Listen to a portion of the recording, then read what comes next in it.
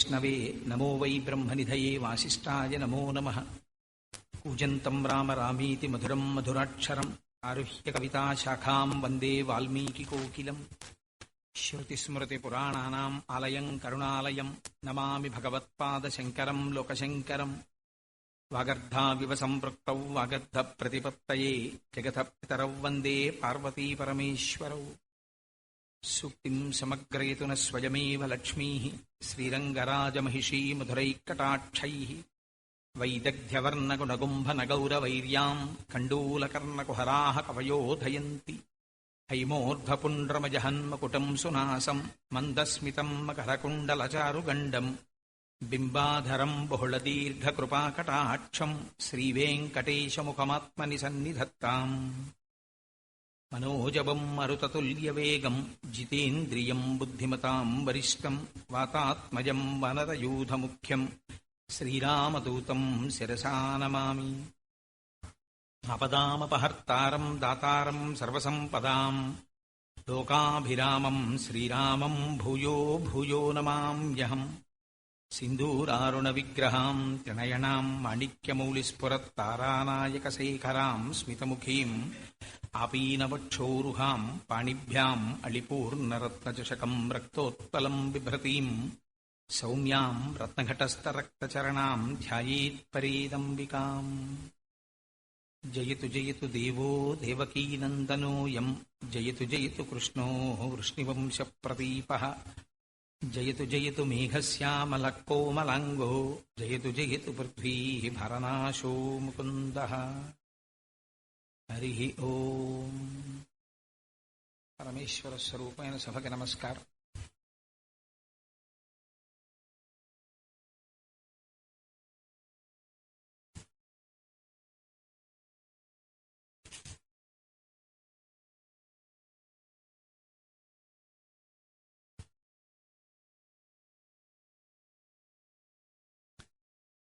సనాతన ధర్మమునందు భక్తి చాలా ఆశ్చర్యకరంగా ఉంటుంది. నేను ఎందుకు ఈ మాట అన్నానంటే, భక్తి అన్న మాట సామాన్యమైనటువంటి స్థాయిలో వాడినప్పుడు మనం ఒక విషయాన్ని మనస్సులో తలంచుతాం. ఏమని అంటే, భక్తితో ఉండుట అంటే ఏదో చేతులు కట్టుకుని భయం భయంగా ఉండడం. కానీ అలా ఉండదు. భక్తి యొక్క విస్తృతమైన అర్థమునందు చాలా స్వతంత్రంగా ఉంటారు భక్తులు.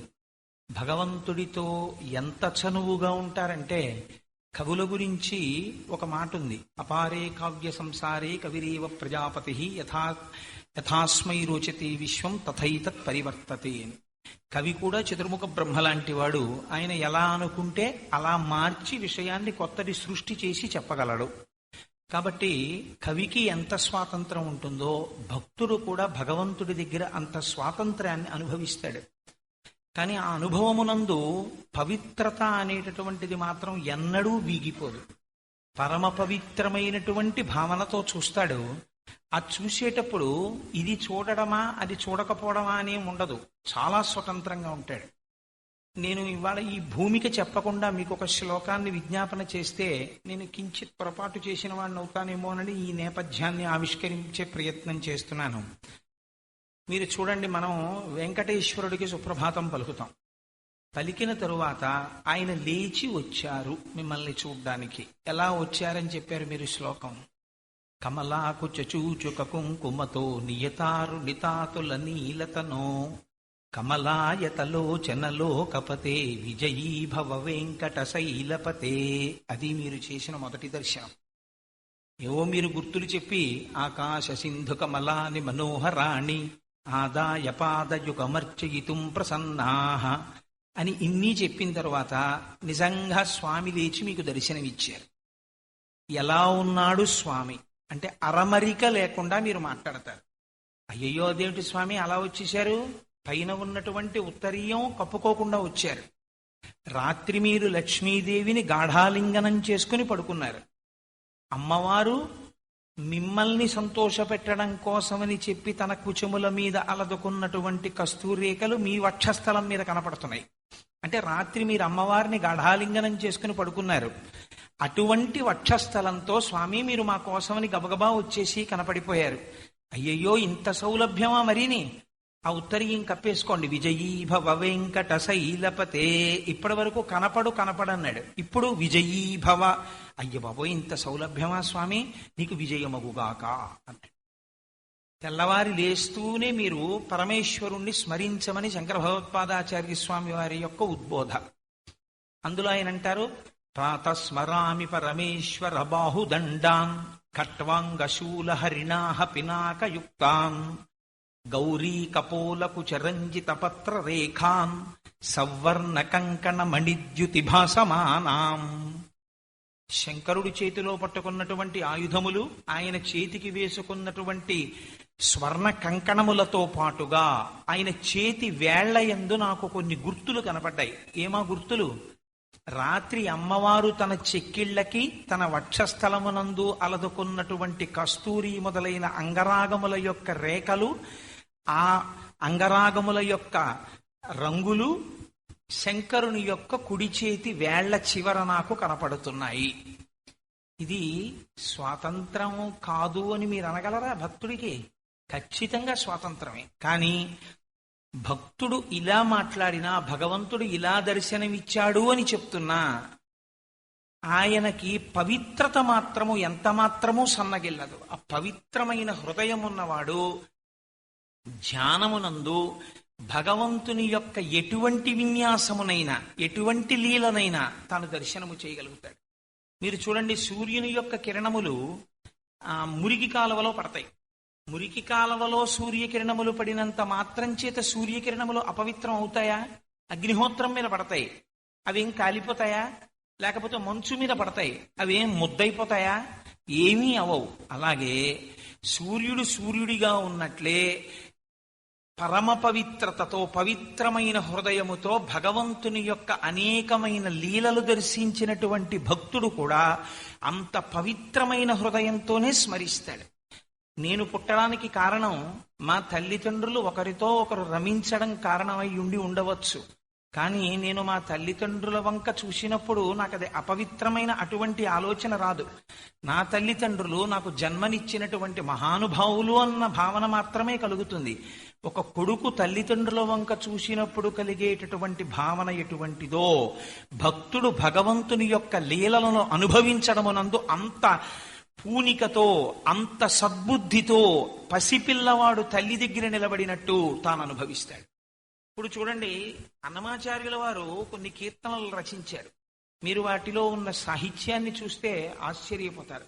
పలుకుతే నెల తల్లి పవళించెను, కలికితనమున్న విభుని కలసినది కాన, తిరువేంకటాచలాధిపుని కౌగిట చేరి అరవిరేయి నుని చెమట పట్టినది కాన, పలుకుతే నెల తల్లి పవళించెను అంటారు. కొద్దిగా మాటలు మారేమో మూర్తి గారు, నాకు ఆ కీర్తనల మీద అధికారం లేదు. స్వామివారి కౌగిటలో చేరి రాత్రంతా నిద్రపోయింది కాబట్టి అలిసిపోయినటువంటి అమ్మవారి యొక్క నుదుటి మీద పట్టినటువంటి చెమటని కూడా అన్నమాచార్యుల వారు దర్శనం చేశారు. ఏమని పొగొడుదునే ఆమని సొబగుల అలమేల్ మంగ అనుకుంటాను నేను, కరెక్ట్ గా చెప్తే ఆ కీర్తన. అందులో ఒక గమ్మత్తైన మాట ఉంది. అందులో అంటారు, తీయని నీ మోమి తేనె వియ్యపు రమణుని విందు అని ఒక చరణం. ఇది చాలా అసహ్యకరమైనటువంటి మనస్సుతో అన్నమాచార్యుల వారు చాలా నీచమైన స్థాయికి దిగిపోయి ఈ కీర్తన చేశారు అని మీరు ఊహించగలరా? ఆయన ఒక కుమారుడిగా భగవంతుని యొక్క శృంగార చేష్టితములను కూడా దర్శించి కీర్తనలు చేశారు వాగ్గేయకారులు. వారి యందు దోషం ఉంటే మీరు ఒక్కసారి ఆలోచించండి.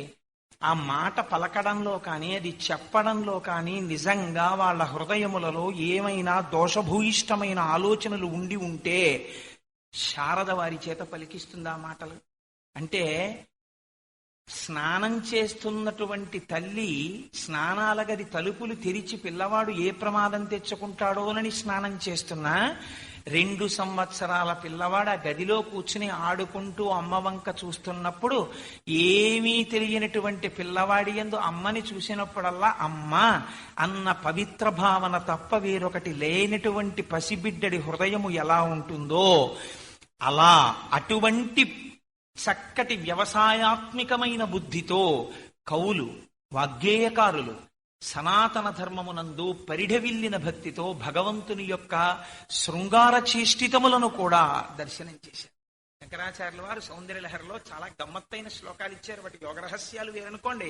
ఇప్పుడు మళ్ళీ సౌందర్యలహరిలోకి ఎందుకు, కానీ నేను మీకు ఈ విషయాన్ని, ఈ నేపథ్యాన్ని దేని కొరకు ఆవిష్కరించవలసి వచ్చినది అంటే, ఇప్పుడు నేను స్పృశించబోయే శ్లోకము కొద్దిగా అటువంటిది కాబట్టి ఆ భూమికనే ఆవిష్కరిస్తే మీరు ప్రాజ్ఞులు, మహాభక్తులు, మీకు చెప్పక్కర్లేదు. కానీ ఒక రకంగా అక్కర్లేని భయం నాది. అందుచేత నేను ఈ నేపథ్యాన్ని ముందు ఆవిష్కరించాను. అందులో లీలాశుకుల వారంటారు, ఒకనాడు శ్రీకృష్ణ పరమాత్మ ఎంతో సంతోషంగా రుక్మిణీదేవి యొక్క మందిరంలోకి ప్రవేశించారు. ఆ ఏకాంత మందిరంలోకి ప్రవేశించినటువంటి శ్రీకృష్ణ పరమాత్మని రుక్మిణీదేవి పాన్పు మీదకి ఆహ్వానించింది. ఇద్దరూ కూర్చుని ఉన్నారు. అప్పుడు జరిగినటువంటి సన్నివేశాన్ని ధ్యానమునందు లీలాశుకుడు దర్శనం చేశాడు. ఓష్టం ముంజహరే బిభేమి భవతాపానైర్హతాపూతన కంఠాశ్లేషముముం జహీహి దళిత ఆలింగనేనర్జునౌ మాదేహిచ్చురితం హిరణ్యకశిపుర్నీతిర్నఖై పంచత ఇద్ధం వారిత రాత్రికేళిరవత లక్ష్మాపహాసాహరి. చాలా గొప్ప శ్లోకం. మహానుభావుడి యొక్క హృదయం అటువంటిది కాబట్టి ఆ లీలాశకుడికి కృష్ణ పరమాత్మ అటువంటి దర్శనం ఇచ్చాడు. మీరు చాలా పునికతో దాన్ని అవధరించే ప్రయత్నం చేయండి, పరమభక్తితో. రుక్మిణీదేవి దగ్గరికి వెళ్ళినటువంటి కృష్ణ పరమాత్మ చాలా సంతోషంతో లక్ష్మీదేవిని ఆలింగనం చేసుకుని అధరపానం చేసే ప్రయత్నం చేశాట. చేస్తే లక్ష్మికి రుక్మిణికి అభేదం, ఇద్దరు ఒకటే. అనఘ ఆదిలక్ష్మి అయిన రుక్మిణితోడా అంటారు పోతన గారు. లక్ష్మీ స్వరూపిణి అయిన రుక్మిణీదేవి అందిట, ఓష్టం ముంజహరే బిభేమి భవతా, నాకు చాలా భయం వేస్తోందయోయ్, నువ్వు నా అధరపానం చెయ్యవద్దు అని. ఏ కృష్ణుడు అన్నట్ట, అదేమిటి నీకు ఎందుకు వచ్చింది అనుమానం, నేను నీ భర్తని, ఎందుకు అధరపానం చేయకూడదు అని అడిగితే ఆవిడందిట, నీవు ఇతపూర్వం నీ పెదవులతో వేరొక స్త్రీ యొక్క స్తన్యమును తాగావు. 2 గుటకలలో ఆవిడ ప్రాణాలు తీసేశావు. ఎప్పుడు? మేల్కొన్న తెరగున మెల్లన కనువిచ్చి క్రీగంట చూచుచు గిదిసి నీల్గి ఆవులించుచు చేతులాకసంబున జాచి ఒదిగిలియా కొన్న యోజనూది బిగిచన్ను కవకేళ కబళించి పీడించి గుక్క గుక్కకు గుటుకు గుటుకు మనుచు ఒక 2 గుక్కలను విధ ప్రాణముల సైతము మేనిలో సత్వమెల్ల త్రావె నదియును గుండెలు తల్లడిల్ల ఇతర బాలుర క్రియవాడవివు కాదు చన్ను విడువుము చాలుననుచు. ఆ రోజున పూతనా సంహార ఘట్టంలో పూతనా స్తన్యాన్ని తన పెదవులతో చప్పరించి 2 గుక్కలలో ఆవిడలో ఉన్నటువంటి సమస్తమైన శక్తులను తాగేశాడు. నువ్వు ఎప్పుడైనా నా ధరపానం చెయ్యాలని దగ్గరికి వస్తే నాకు ఆ పూతనా సంహార ఘట్టం జ్ఞాపకం వస్తూ ఉంటుంది. అందుకని నువ్వు నా అధరపానము చెయ్యవద్దు అని నివారించింది. తెల్లబోయినటువంటి కృష్ణ పరమాత్మ, నేను చేసినటువంటి లీల వల్ల నాకు దక్కినటువంటి ఫలితం ఇదా అనుకుని ముక్కున వేలేసుకుని, పోనీలే భార్యవి కదా, అధరపానం చెయ్యకపోయినా నిన్ను గట్టిగా ఆలింగనం చేసుకుంటాను అని అడిగట. ఆఖరికి అనుమతి అడగవలసిన అవసరం దాపురించింది అని 2 చేతులు చాపి రుక్మిణీదేవి వైపుకి వెళ్ళాట. రుక్మిణీదేవి చెయ్యడ్డు పెట్టందిట, అమ్మో నువ్వు నన్ను కౌగిలించుకోకూడదు, ఎందుకు, ఒక కారణం ఉంది అందిట.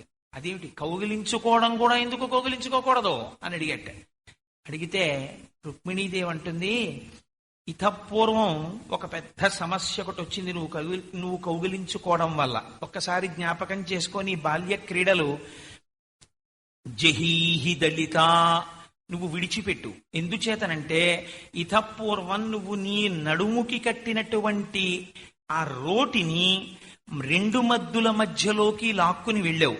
లాక్కుని వెళ్ళి 2 చేతులతో కౌగలించుకున్నవారు ఎలా కౌగలించుకుంటారో అలా ఆ 2 మద్దుల్ని ఆ కట్టినటువంటి రోటితో లాగావు. ఒకానొక నాడు తృణావర్తుడనేటటువంటి రాక్షసుడి యొక్క కంఠాన్ని కౌగిలించుకున్నావు. హరికరతల పీడనమున పరవశుడై రాల మీద భగ్నంగకుడై సురవైరి భటుడు కూలెను పురభంజను గోల కూలు పురమంబోలెన్నంటారు పోతన గారు. చిన్ని కృష్ణుడు గట్టిగా మెడ కౌగలించుకుంటే ఈయన బరువు మొయ్యలేక అంతటి తృణావర్తుడన్న రాక్షసుడు వచ్చి నేల మీద పడిపోయి శరీరం అంతా భగ్నమైపోయింది. ఆనాడు తృణావర్తుడు మరణించాడు. ఆ ఒంటికి నడుముకి కట్టినటువంటి రోలు లాగినప్పుడు కొన్ని వేల సంవత్సరముల నుంచి జీవించి ఉన్న 2 మద్ది చెట్లు పడిపోయాయి. కాబట్టి నువ్వు నన్ను కౌగిలించుకోవద్దు. ఆయన అన్నాడు, పోన్లే ఇలా వద్దు అన్నప్పుడు నేను కోపగిస్తే లేనిపోని ఇబ్బందులు వచ్చాయి ఇంతకు పూర్వం. ఎందుకని జలజాతాసన వాసవాది సుర పూజాభాజనం వైదనచ్చులతాం తాయుధు కన్న తండ్రి శరమచ్చో వామపాదంబునం తొలగంత్రోచలతాంగి అట్ల యగునాథుల్ నెరముల్ చేయబేరల కంచెందిన కంతలెందును చిత వ్యాపారముల్ నిర్తురే నను భవదీయ దాసుని మనంబున నెయ్యపు కిన్కపూని తాచిన అది నాకు మన్ననయ చిల్వగు నీ పద పల్లవంబు మత్తను పులకగ్ర కంటక వితానము తాకిన సొక్కునంచు నేననియద అలుకమానవు కదాయికలైన అరాళ కుంతల అని ఆ రోజున కృష్ణ పరమాత్మ సత్యభామాదేవిని ఊరడిల్ల చేశాడు కదా. అందుకని మనమే ఆవిడ్ని పొగిడి అబ్బాయి ఎంత గొప్పగా చెప్పావో అని ఒక్క మాట అంటే పోలేదు అని వెళ్ళి ఎంత గొప్పగా చెప్పావో, నిజమే నేను అధరపానం చేయడానికి భార్యని ఆలింగనం చేసుకోవడానికి కూడా అనర్హుడను, ఎంత చమత్కారంగా చెప్పావు అని బొగ్గ మీద ఇలా గిల్లబోయాట. ఆవిడందిట మా దేహి చురితం హిరణ్యకశపుర్మీతిర్న కైపంచత, అలా నువ్వు నన్ను గిల్లకు. అదేమిటి ఇలా బుగ్గ మీద గిల్లడానికి కూడా పనికిరానా అన్నాడు. ఇలాగే సృష్టిలో ఎవరూ ఊహించని రీతితో గోళ్లతో చంపేశావు హిరణ్యకశిపుడిని. గోళ్లతో గిల్లావు అంత హిరణ్యకశిపుడి తలకాయని, అందుకని నువ్వు గిల్లకు నా బుగ్గ మీద. ఇద్దం వారిత రాత్రికేళిరవత, ఇలా పాపం తాను అనుభవించవలసినటువంటి సుఖాన్ని కూడా తాను చేసిన లీలల వలన భార్య దగ్గర ఆనందాన్ని పొందలేక భార్య దగ్గరికి వెళ్లి కౌగలించుకోవడానికి కూడా అవకాశం లేక తల ఉంచుకుని నిలబడిపోయినటువంటి కృష్ణుడు మమ్ము రక్షించుగాక అంటాడు లీలాశ. ఎంత గొప్ప దర్శనం చేశాడో చూడండి. అసలు నిజంగా రుక్మిణీ కృష్ణుల మధ్య అటువంటి శృంగార సరస సంభాషణ జరిగిందో లేదో కానీ నేను అందుకే మీకు భూమికి చెప్పాను. సుప్రభాతంలో మనం అనుభవించినట్టు, ప్రాతస్మరామి స్తోత్రంలో మనం అనుభవించినట్టు, అన్నమాచార్యుల వారు శృంగార సంకీర్తనల యందు అనుభవించినట్టు, లీలాశుకుల వారు సాహిత్యమునందు అనుభవించారు. ఎంత అందమైనటువంటి లీలల ప్రస్తావన చేయించారో చూడండి. నిజంగా భార్యని కౌగలించుకోవడానికి ఇంకొక మాట చెప్పి భార్య వలన సుఖమును పొందలేక తలదించుకుపోయినటువంటి పురుషుడైతే ఆయన్ని రక్షించమని ఎవరు అడుగుతారండి? ఇదండి నీకున్న క్వాలిఫికేషను, అందుకని మమ్మల్ని రక్షించండి అని ఎవరైనా అడుగుతారా వెళ్ళి? అలా ఎలా అడుగుతారు మీరు అసలు? మరి ఎందుకన్నారు లీలాశుకుల వారు? మీరు ఆ కోణంలో పరిశీలన చెయ్యాలి ఆ శ్లోకాన్ని. ఆ శ్లోకంలో ఉన్న అందం చూడండి. పానైర్హత పూతనా, పూతనా సంహార ఘట్టాన్ని జ్ఞాపకం చేస్తున్నారు. పూతనా సంహార ఘట్టం చెప్తూ ఒక అద్భుతమైనటువంటి పద్యం ఇస్తారు పోతన గారు. ఆ వచ్చినటువంటి పూతన కృష్ణుడికి పాలివ్వడం కోసమని రాలేదు, వచ్చినటువంటిది ఆయనని సంహరిద్దామని వచ్చింది. సంహరించడానికి వస్తోంది, పాలిండ్లయందు విషం పెట్టుకుని వస్తోంది అన్న విషయం చిన్ని కృష్ణుడికి తెలుసా తెలియదా? పడుకున్నవాడికి ఆలోకేశ్వరుడు ఆచరాచర విభుండ బాల గోపాలుడా బాలధ్వంసిని గొంతు గెంటిడి వెసన్ బాలెంత చందంబునన్ పాలిండ్లన్ విసమూని వచ్చుట మదించింతించి లోనవ్వుచున్ కాలంగేల కదల్పరాని కరణిన్ కన్మోక్షి గుర్పెట్టుచున్. ఆయన ఆలోకేశ్వరుడు ఆ చరాచర విభుండ బాల గోపాలుడు. ఆయనకి ఎందుకు తెలియదు? చిన్నవాడిగా ఉన్న ఆయనకి సమస్తము తెలుసు. వస్తున్న పూతనని తన్ని చంపడానికి వస్తోందని తెలుసు. నా చనుబాలొక గుక్కెడు ఓ చిన్ని కుమార త్రావ మొయ్యన పిదపన్ నీ చెలువ మెరుగవచ్చును నా చెలువము సఫలమగును నలినదలాక్ష అందావిడే. ఎంత అందంగా ఉన్నావురా పిల్లాడా, ఒక్క గుక్కడు పాలు తాగు, నీ సంగతి ఏమిటో తెలుస్తుంది, నా అందం ఏమిటో తెలుస్తుంది. ఇందుకోసమే కదా ఇంత అందంగా వచ్చాను. శిరిమంబుంబతకంగ చూచుటకునై శృంగార వేషంబుతో నరుదేనోపు నటంచు గోపికలు చింవల్రాక మోహించి తత్పరలై. పోతన గారు అంతంత పెద్ద సమాసాలు వేసి మాట్లాడతారు. అమ్మో లక్ష్మీదేవే వచ్చింది, లక్ష్మీదేవే వచ్చిందని పొంగిపోయారు గోపకాంతలందరూ.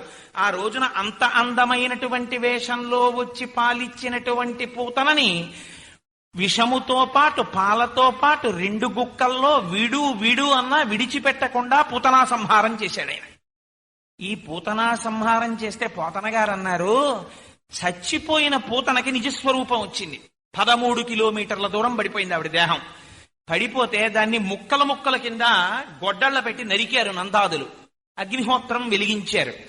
దుర్వాసన వస్తుందనుకుని ఉత్తరీయాలు ముక్కు గడ్డు పెట్టుకున్నారు. రగిలి రగిలి పొగులు మగువ దేహము నుండి అగరు పరిమళముల పొగలు వెడలే, దేహ కల్మషములు శ్రీహరిముఖమున త్రవబడుట చేసి భూవరేణ్య.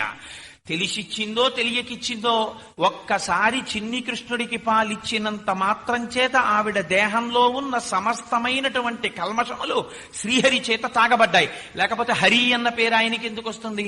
పాపములను హరించేశాడంతే. కాబట్టి ఇప్పుడు ఆవిడ శరీరంలో ఉన్నది పుణ్యం ఒక్కటే. అందుకే రగిలి రగిలి పొగులు మగవ దేహము నుండి అగరు పరిమళముల పొగలు వెడలే, అగరు ఒక్తులు కాలిపోతున్నటువంటి వాసన, అటువంటి పొగల వాసన వచ్చిందయా అన్నారు. హరితన మీదన్ కరములు పదములు నిడి చన్ను కుడిసి కదిసిన మాత్రం హరిజనని పగిది పరగతి గరిగెను దురితములు బాసిన సురంగనయున్. వెన్నునికొకపరి విషమకు చన్నిచ్చిన బాలహంత్రి చనినట దివికిన్, వెన్నుని కనిపించుచు తన చన్నిచ్చిన సతికి మరియు జన్మము కలదే. హరిగని చన్నులు కుడిపెడు తరుణుల ప్రాపించు పదము తలపన్వశమే, హరియారగించుటకు పాల్కురిసిన ధేనువులు ముక్తి కొసల జరించున్నంటారు పోతన గారు. 3 పద్యాల్లో తత్వాన్నంతటినీ ఆవిష్కరించేశారు. నువ్వు తెలిసి తెలియకి విషయములయందు విషం ఉంటుంది. మనం అనుభవించేటటువంటి విషయములన్నీ మనని పాడు చేయడానికే ఉంటాయి. మరి అలా అయితే గృహస్థాశ్రమంలో ఉన్నవాడు ఓ ఇల్లు కట్టుకోకూడదు, ఓ ఏసీ పెట్టుకోకూడదు, ఓ మంచి పంచె కట్టుకోకూడదు, ఓ 2 పిల్లల్ని కనకూడదు, వాళ్ళకు చదువు చెప్పించకూడదు, ఓ బ్యాంక్ బ్యాలెన్స్ ఉండకూడదు. మరి ఏం చెయ్యాలి వాడు? ఇవన్నీ విషయాలైతే, విషయ సుఖాలైతే ఎలా? మరి అనుభవించకపోతే ఎందుకు ఇచ్చినట్టు ఈశ్వరుడు వీటన్నింటినీ? అందరూ ఇవి విషయ సుఖములు కాదని తిరస్కరించి జ్ఞానమునందు నిలబడగలిగినటువంటి ధృతితో ఉంటారా అంటే శాస్త్రం అంది, విషయములు నీ కొరకు సృష్టించబడ్డాయి. గృహస్థాశ్రమంలో ఉన్నవాణ్ణి విషయ సుఖములను అనుభవించవద్దని శాస్త్రం చెప్పలేదు. అనుభవించు. నీకు మంచి పంచ కట్టుకోవాలనుందా? కట్టుకో. ఒక మాట చెప్పు, ఇది ఈశ్వరానుగ్రహము అంటుండు. నీకు మంచి చక్కెర పొంగల్ తినాలనుందా? తిను. ఒక్కసారి వాసుదేవా ఆయనకి నైవేద్యం పెట్టు, తిను.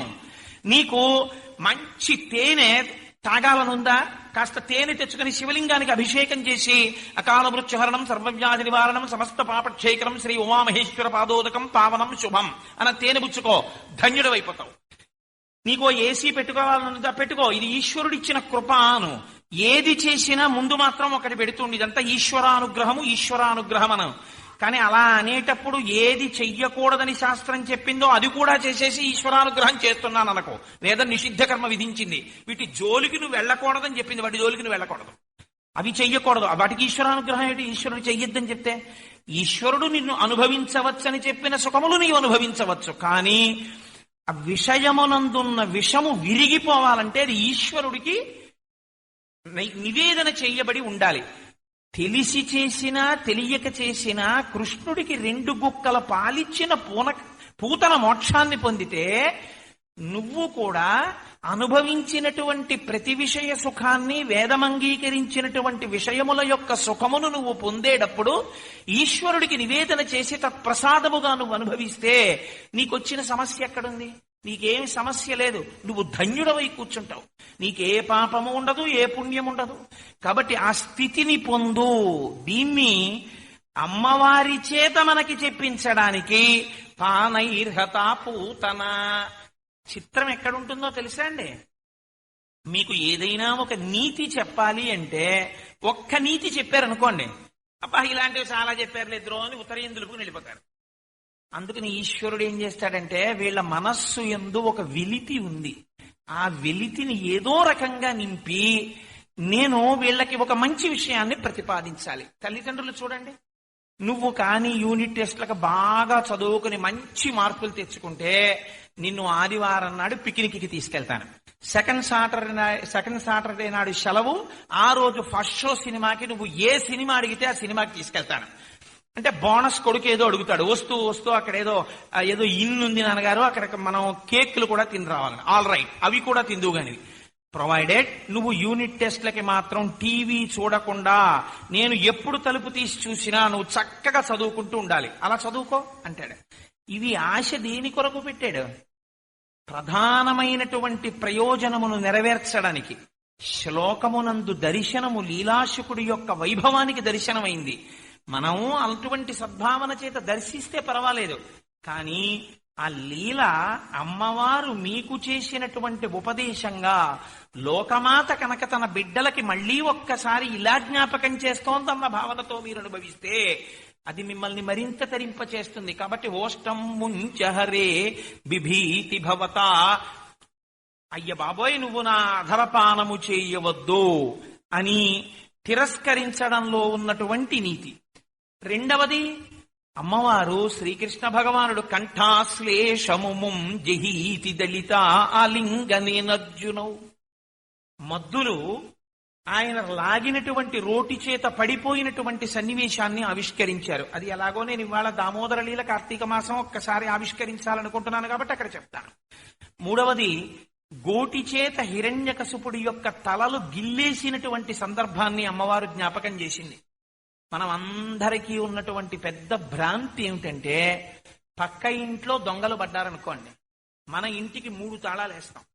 పక్కింట్లో దొంగలు పడ్డారు జాగ్రత్త అని 6 నెలలు ఆ బెరుకు అలా ఉంటుంది. పక్క ఇంటి వాళ్ళు ఎవరి చేతో మోసపోయారనుకోండి, ఎవరో వచ్చి అమ్మ మీ బంగారం మెరుగు పెడతాం అని చెప్పి అడిగి పుచ్చుకొని ఆ బంగారం ఏదో మెరుగు పెట్టినట్టుగా నటించి వాళ్ళకి ఏ రాగి వస్తువులో అంటకట్టి వెళ్ళిపోయారనుకోండి, ఉసే బంగారం జాగ్రత్త, ఎవడైనా వస్తే ఇచ్చేయకు, ఎవడైనా వస్తే ఇచ్చేయకని 10 మాటలు చెప్పెళ్తాడు భర్త. పక్కింట్లోనూ చచ్చిపోయారు ఎవరో, నీ ఇంట్లోనూ చచ్చిపోయారు. లేకపోతే నీ తండ్రికి తద్దినం ఎలా పెడుతున్నావు, నీ తల్లికి తద్దినం ఎలా పెడుతున్నావు, నీ తాతగారికి తద్దినం ఎలా పెడుతున్నావు? కాబట్టి శరీరముతో వచ్చిన వాడు ఈ శరీరమును విడిచిపెట్టి వెళ్ళిపోవడం అన్నది తథ్యము. కాతే కాంత కస్తే పుత్ర సంసారోజమతీవ విచిత్ర కశ్యత్తం కుతయాయాత తత్వం చింతియ తదియ భ్రాత అంటారు. హిరణ్యకశిపుడికి ధైర్యం ఏమిటి? నాకు చావెక్కడుంది? నేను వరాలు అడిగాను. గాలిం కుంభిని అగ్నియంబువల ఆకాశస్థలిన్ దిక్కులన్ రేలన్ ఘస్రములం తమ ప్రభల భూరిగ్రాహన్ వాదాదిత్య నరాది జంతు కలహ వ్యాప్తిన్ సమస్త్రాస్త్ర శస్త్రాళిన్ మృత్యువు లేని జీవనములోకాధీశ ఇప్పించవే. ఇంకా నన్ను చంపేవాడు ఎవడున్నాడు? కాబట్టి తన ఇష్టం వచ్చినట్టు ప్రవర్తించాడు. నిన్ను చంపేవాడు ఉన్నాడు రా అన్నాడు ప్రహ్లాదుడు. ఎవడి బలం రా ఇది, ఎవడి చూసుకుని మాట్లాడుతున్నావు అన్నాడు. నిర్దాక్షిణ్యంగా చెప్పేశాడు ప్రహ్లాదుడు. బలయుతులకు దుర్బలులకు బలమెవ్వడు, నీకు నాకు బ్రహ్మాదులకు బలమెవ్వడు, ప్రాణులకును బలమెవ్వండట్టి విభుడు బలమసురేంద్ర అన్నాడు. అప్పుడైనా బుద్ధి వచ్చిందా? వజ్జలు నెర్పని ఈ మెది మజ్జాతుడవైన నీకు మరియవ్వనిచే నుజ్జానమయ్య బాలక తజ్జనులం పేరుకొనుము తగనామ్రోలన్నాడు. హిందుగలడందులేడని సందేహము వలదు చెక్కి సర్వోపగతుండు ఎందెందు వెదకి చూచిన అందందే కలడు దానవగ్రని వింటే. నరసింహావతారంలో ఒక గొప్ప రహస్యం ఉంది. కేవలం హిరణ్యకశిప వధ కాదది. అది విష్ణు సహస్రనామ స్తోత్రంలో ఉన్న మొట్టమొదటి నామమైన విశ్వం అన్న నామానికి వ్యాఖ్యానం అది. అందుకే ఎక్కడున్నాడు అని హిరణ్యకశిపుడు అడిగాడు. ఎక్కడున్నాడని చచ్చు ప్రశ్నేస్తావేంటి? అంతటా ఉన్నాడు నువ్వు చూడగలిగితే అన్నాడు. ఇప్పుడు ఇలా చూపిస్తున్న హిరణ్యకశిపుడి వేలు దేని మీదైనా ఆగుతుంది. ఇందులో ఉన్నాడా అంటాడు. ఉన్నాడంటాడు ప్రహ్లాదుడు. అంతటా ఉన్నది పరబ్రహ్మమే అని ప్రహ్లాదుడు చెప్తున్నాడు. పరమభక్తుడు జ్ఞానంతో చెప్తున్నాడు ఉన్నది ఈశ్వరుడొక్కడే, నామరూపాదులుగా ఆరోపింపబడినదని. ఇప్పుడు ఈ మాట నిజం ఎవరు చెయ్యాలి? ఈశ్వరుడు చెయ్యాలి. పోతన గారు ఎంత గొప్ప పద్యం ఇచ్చారో తెలుసండి. అద్వైతావిష్కరణ. హరి సర్వాకృతులంకలండనుచు ప్రహ్లాదుండు భాషింప, ఎందును లేడు లేడనుచు దైత్యుండు తర్జింప, శ్రీ నరసింహాకృతి దాల్చనచ్యుతుడు నానాజంగమస్థావరోత్కర గర్భంబుల అన్ని దేశములను దండ ప్రభావంబులన్. సమస్త బ్రహ్మాండముల నరసింహావతారం అయిపోయింది.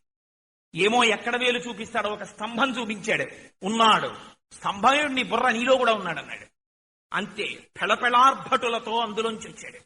వచ్చి వచ్చినప్పుడు అనుషంగికమైన ప్రయోజనం హిరణ్యకశిపుణ్ణి చంపేయడం. ఇంకా వచ్చాడు కాబట్టి ఆయన ఎన్ని వరాలు అడిగాడో అన్ని మినహాయింపులతో వచ్చాడు. వచ్చి హిరణ్యకశిప సంహారం చేశాడు. ఇప్పుడు మీకేమవుతోంది ఆ లీలయందు? అంతటా నిండి నిబిడీకృతమైన వాడు పరమాత్మయే. అటువంటి పరమాత్మని దర్శనం చేసేటటువంటి కన్నుని పొందడం, అటువంటి పరమాత్మ దర్శనాన్ని సాకారంగా చూడగలగడానికి ఏడిచిన వాళ్ళు ఉన్నారండి. మహానుభావుడు దూర్జటి కాళహస్తీశ్వర శతకంలో గుండెలు బాదుకుని ఏడ్చాడు. సాకారంబుగా చూపవే చిన్నీరేజ విహారమత్త మధుపా శ్రీకాళహస్తీశ్వర. అంతటా నిండిపోయావు ఈశ్వర, నాకు తెలుసు.